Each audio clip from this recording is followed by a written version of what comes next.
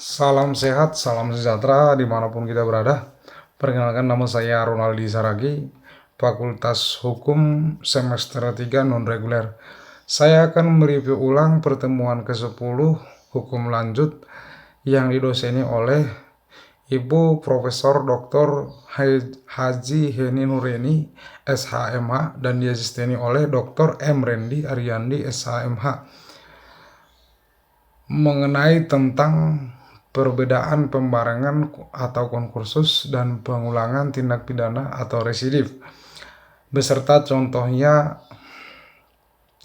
Dalam KUHP tidak ditemukan definisinya, tetapi dalam rumusan pasal-pasalnya dapat disimpulkan sebagai berikut. Seseorang dengan satu perbuatan mengakibatkan beberapa aturan pidana dilanggar, atau seseorang dengan beberapa perbuatan mengakibatkan beberapa aturan pidana dilanggar. Di antara perbuatan-perbuatan tersebut, hakim belum pernah menjatuhkan putusan atau vonis yang telah mempunyai kekuatan hukum yang pasti dan tetap.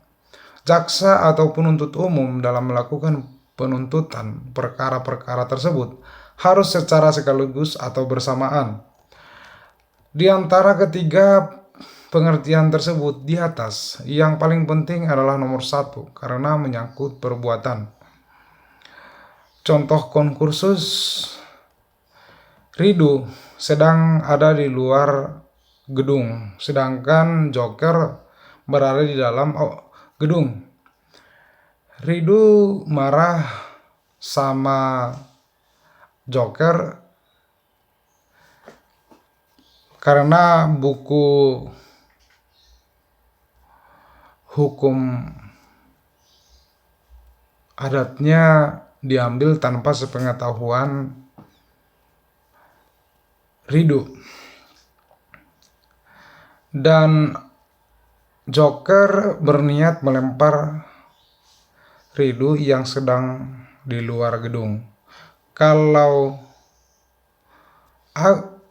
Joker jadi melempar, akan ada aturan yang dilanggar lebih dari satu, yaitu Joker merusak kaca, melanggar pasal 406 dengan ancaman hukuman pidana penjara 2 tahun 8 bulan. Joker melakukan penganiayaan melanggar pasal 351 ayat 2 dengan ancaman hukuman pidana penjara 5 tahun. Pengaturan pembarengan atau gabungan tindak pidana diatur dalam buku 1 KUHP bab 6 pasal 63 sampai 71. Pembarengan peraturan atau konkursus idealis diatur dalam pasal 63 KUHP. Perbuatan berlanjut atau fortrescity handling diatur pada pasal 64 KUHP. Pembarengan perbuatan atau konkursus realis diatur dalam pasal 65 sampai dengan 71 KUHP. Konkursus idealis dan konkursus realis adalah bentuk konkursus murni, sedangkan perbuatan berlanjut atau fortrescity handling adalah bentuk konkursus tidak murni. Rumusannya untuk konkursus: delik ditambah vonis.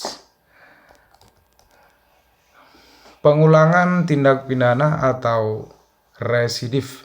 Residif adalah seseorang yang melakukan tindak pidana dan telah dijatuhi hukuman pidana dengan satu putusan atau vonis dari hakim yang telah mempunyai kekuatan hukum tetap atau inkrah, kemudian melakukan lagi suatu tindak pidana. Jadi hampir sama dengan konkursus realis, yaitu melakukan lebih dari satu tindak pidana. Rumusannya untuk residif: delik vonis delik. Perbedaannya konkursus dan residif. Dalam residif telah ada putusan atau vonis hakim yang mempunyai kekuatan hukum tetap yang berupa pemindanaan terhadap tindak pidana sebelumnya. Sedangkan dalam konkursus belum ada putusan atau vonis dari hakim. Residif adalah alasan untuk memberatkan pidana.